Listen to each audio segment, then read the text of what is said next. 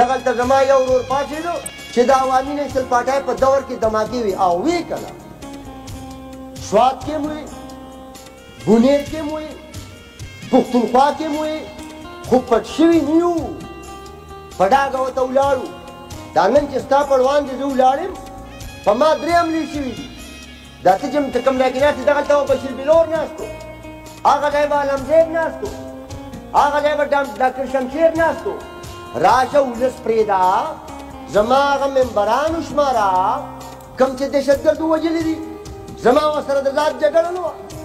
زما ورسره په پوله پټي مسله نه وه ما خو د کامو وکالت کړی دی زما پارټۍ خو د خاورې وکالت کړی دی بیا به هم کوو بیا به هم کوو بیا به هم کوو زه نه ګڼم زما وروره ته ما ته وایې چې د پاکستان خبره وکړه نو زه خو د پاکستان د آیین خبره کوم ځان کې ایمان پیدا کوي ځان کې جرأت پیدا کوي او راپاڅئ دا آفر دله زه در کومه راځئ چې کمیټي جوړه کړو تاسو په مرکز کې په حکومت کې نه یئ راځئ چې کینو ورته د پارلیمان مخې ته احتجاج وکړو کیمپ ورته ولګوو